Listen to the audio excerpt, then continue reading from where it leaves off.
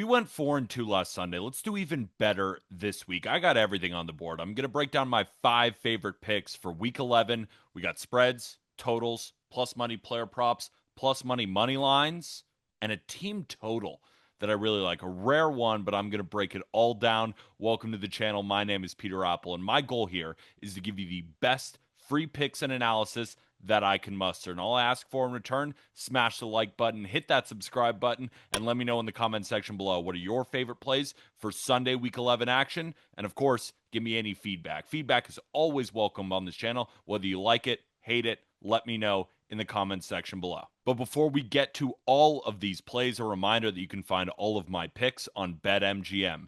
Remember to use code JustGridiron if you're new, because if your first pick loses, you get it all back in bonus bets up to 1,500. It's a great idea to use this offer.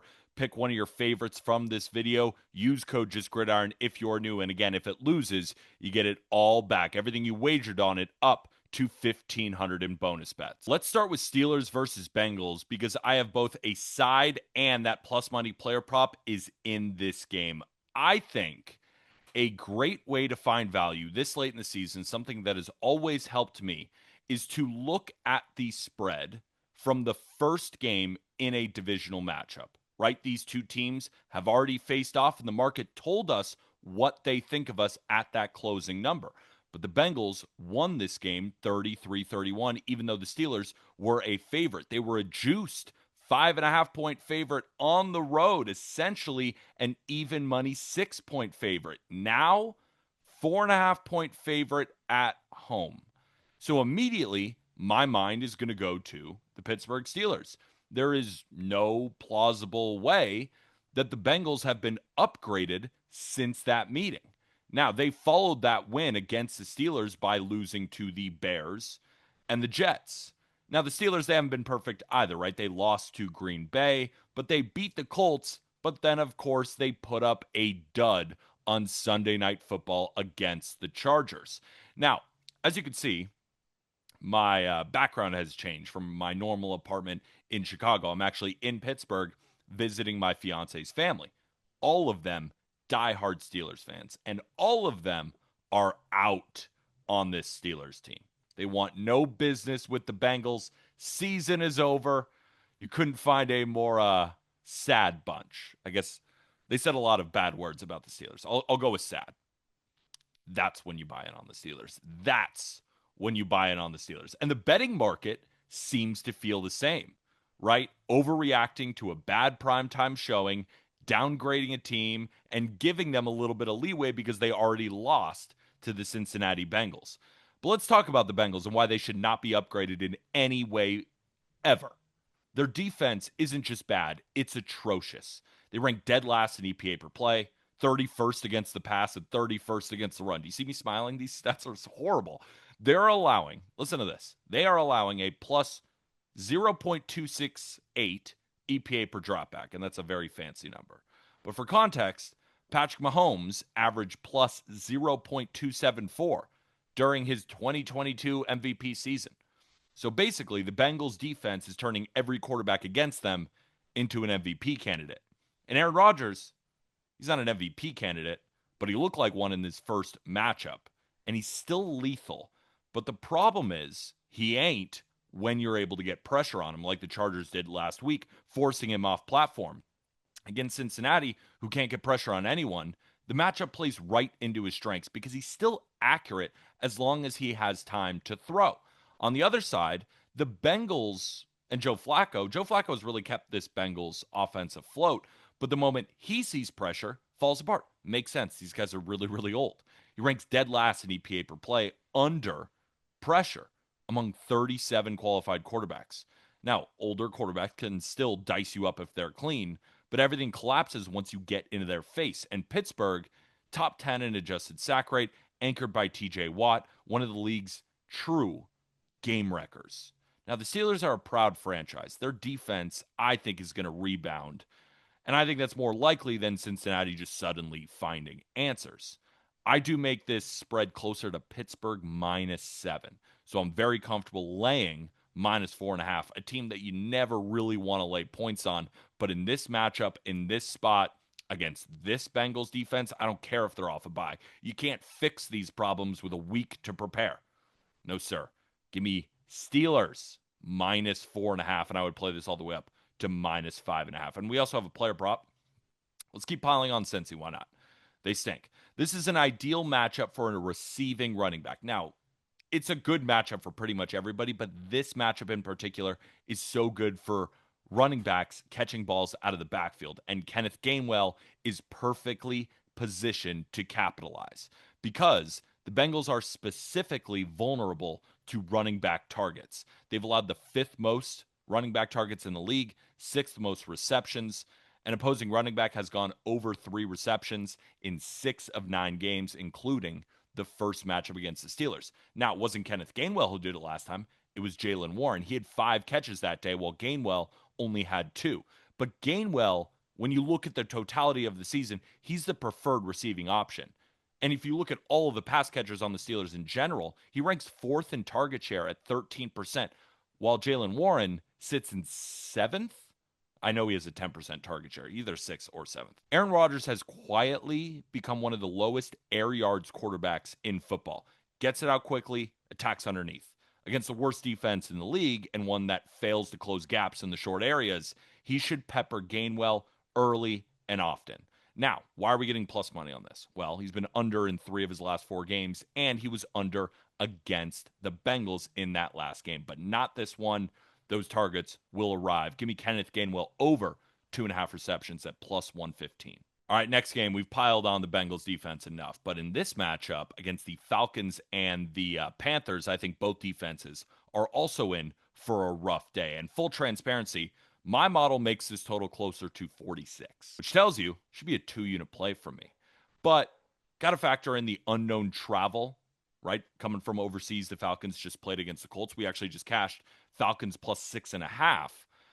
But this matchup still lends itself to an over. When both defenses are bad against the run, I start to look at overs, right? Carolina ranks 20th in rushing EPA per play. Atlanta ranks 28th. If you can run the ball effectively, which both teams can, especially in this matchup, you create explosive play opportunities everywhere else, especially indoors with no wind. Now, the Panthers' offense has not been very good this year, right? They just scored 7 points against the New Orleans Saints and have been bottom 6 in efficiency metrics. But they can run the ball. Rico Dowdle has really stepped up. And the Panthers, they rank 8th in EPA per rush and 7th in rushing success rate. That kind of consistency, as long as they're able to run the ball, opens up spots for Bryce Young and especially in good matchups for him. And Atlanta is a great matchup for Bryce Young to get going. Over the last 5 weeks, the Atlanta Falcons have allowed a 50.3% success rate through the air. It's terrible. Ranks 26th in the league. Carolina should score here, but so should Atlanta, right? Michael Penix has been inconsistent, but we get him at home, and that's the only time I really want to entertain the Falcons. We obviously took them last week. It was just too many points, and that was an indoor stadium. At home, 67.3% completion percentage, 8.6 yards per catch, a 103 QBR compared to on the road, 53% completion percentage, 5.9 yards per attempt, and a 76.7 QBR. There's no comparison. Penix at home can deliver. On the road, I will not be betting on him, only fading him, except last week. Carolina can be beaten everywhere, ranking 24th in EPA per dropback and 21st in success rate. Bijan should gash them on the ground, and Penix should get enough plays, explosive plays, off play action. Now, you got overseas, you got a divisional matchup, but that's why I think that this total is too low, right? So we're going to buy on the over. And if you are coming back from an overseas game, it's a pretty soft landing spot at home against the Carolina Panthers in a dome against a defense that has holes everywhere. Atlanta's defense is also coming off an overtime game, so I think the fatigue there helps both sides. Give me the over, 41.5 to win a unit, and I would bet this all the way up to 42.5. Just want under that key number of 43. But like I said, model loves it. Loves it. Favorite total, like maybe of the season, but can't factor in travel, so we'll see, but I still really like that over. All right, let's talk about our team total.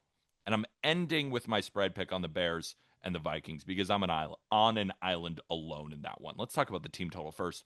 Ravens Broncos. So classic AFC North battle. Browns, Ravens, bad weather, classic. Total's already at 38, open at 41 has crashed. And while Cleveland is a sizable dog here, and I was looking at Browns plus 7.5, plus 8, I was looking at the under, but I really do think the hardest, but the best button to press in this game is the Ravens team total under 23.5. Now, it's not easy.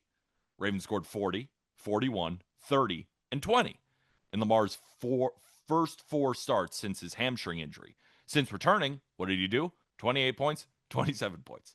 And yes, those 41 points that I mentioned earlier, those were against the Browns in week 2. So why am I fading them? Because the Browns are a completely different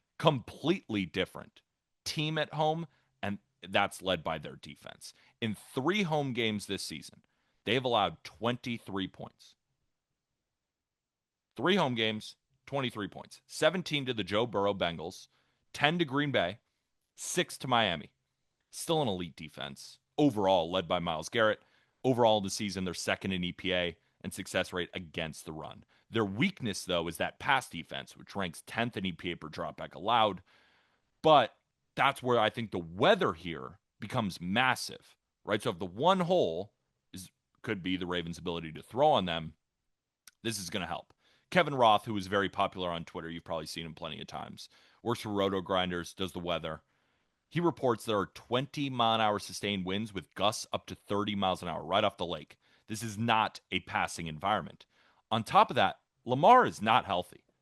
I mean, he's on the injury report again with a knee issue. Now, John Harbaugh came out and said he's a full go. He's going to play, right? But he's clearly not 100%. He already dealt with that hamstring injury. Now he's got a knee thing. And this is also the Ravens' 3rd straight road game. If Baltimore gets ahead, the combination of wind, injuries, and game script likely pushes them into just a run-heavy shell where they take the air out of the football. We've seen it plenty of times, especially with teams like the Eagles. But in this matchup, I see it, becoming true. Classic AFC North slugfest, something like 21-14. And to be perfectly honest with you, I don't think the Browns could even score 14 points. But they'll probably get a late garbage time touchdown, probably from their defense, because it ain't from Dylan Gabriel. And that's why I can't take the Browns. You remember what I was talking about? Actually, I'm not going to spoil that yet. Number 36 in EPA per play is J.J. McCarthy. Number 37 is Dylan Gabriel. I don't want to bet on the worst quarterback in the league. But what I do want to take is this Browns defense against a hobbled Ravens offense. 3rd straight road game with wind. Browns have been so good at home. I really like the Ravens team total under 23.5. Now, for my last pick, I might have given it away who I'm fading. We're going to look at another divisional matchup between the Bears and the Vikings. This is another spot, right, when we talked about the Steelers, where we can go back to the other game and see what the market told us. Have they moved too far? Not enough. In week 1, the Bears closed as minus 1.5 point favorites at home. In that game, in week 1, they stormed down the field for an opening touchdown. And at the end of the 3rd quarter, they led 17-6. But after 21 fourth quarter points, the Vikings pulled off a 27-24 win. Since then, the Bears have gone 6-2, and the Vikings have gone 3-5. Now the Vikings are 3-point favorites at home. How does that make any sense? Upgrading the Vikings after what they've done? Downgrading the Bears? Now, maybe you downgrade the Bears? Maybe? I know because they haven't played 81 right. We've noted that before, right? We faded them against the Ravens. They aren't your typical 6-3 team, I get it. They have real flaws, especially on the defensive side. But this isn't really a bet on Chicago being great. It's a bet against the Vikings being able to take advantage of those flaws with how poorly their offense has been playing, and we'll talk about their defense later. Now, the Vikings, they've had a gauntlet of a schedule, so it explains, right, why they've lost 3 out of their last 4 games. But per Evan Abrams, this doesn't mean that, they've played tough teams, now they're due for a bounce back. No, it doesn't.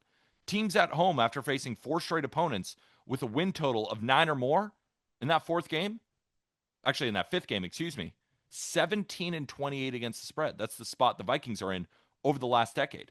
Facing tough competition doesn't just make them better. So what's better? Facing bad teams and winning or facing good teams and losing? Now, last week they faced the Ravens. Great team, right? We just talked about them. They're going under 23.5, though. That loss was ugly. I watched it live and then rewatched it. I mean, my God, J.J. McCarthy and this offense, they are just awful. Last week against Baltimore, they had 13 penalties, three turnovers, were 3 for 14 on third down. At home, they committed 8 false start penalties. 8. Do you know that was the most by any team since 2009? Again, that's per Evan Abrams. Over the last 20 years, per Evan Abrams, you guys got to go read his article on Action Network. I love his betting trends. Only 3 teams have had 13 penalties, 13 plus, and 3 plus turnovers at home, and then played at home the next week. Doesn't happen all that often, right? We brought up a similar stat like the Colts last week, and we ended up cashing on that. They went to overtime, even though the Falcons had no business being in that game. But these teams, when they're not playing well in terms of penalties and turnovers, they don't just automatically snap out of it, or at least in their next game. All 3 in the Vikings situation have lost straight up and against the spread. All 3. In 4 starts, J.J. McCarthy ranks 36 out of 37 quarterbacks in EPA per dropback.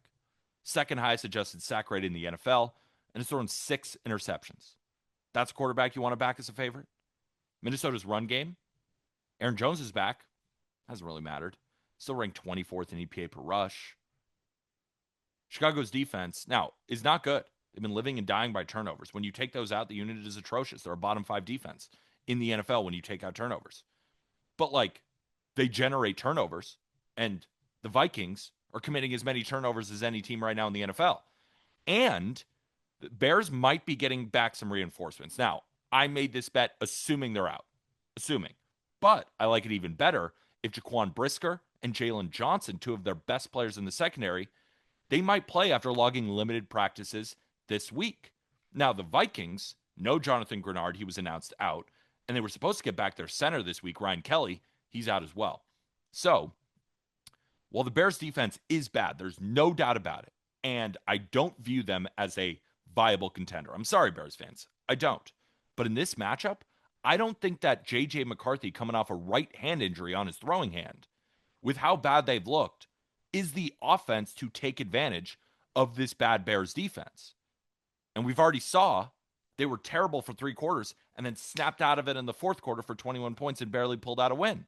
On the other side, the Bears offense has been objectively great. They ranked 9th in EPA per play this season, and since week 6, they've jumped up to 5th. Caleb Williams has really found his rhythm in year 2. That's a reason why I do like the Bears. Caleb Williams has been great. This run game has been great, right? They rank 7th in EPA per rush, 11th in dropback in terms of Caleb Williams. They got balance. They're explosive. And again, I want to talk about the Vikings defense because it's not just this Vikings offense can't play, but the defense is going to save us. No. Minnesota is 17th in EPA per play, 7th in EPA per dropback, and 22nd in EPA per rush. Since week 6, they've fallen to 25th in EPA per play, 28th in EPA per dropback. It's an overrated defense.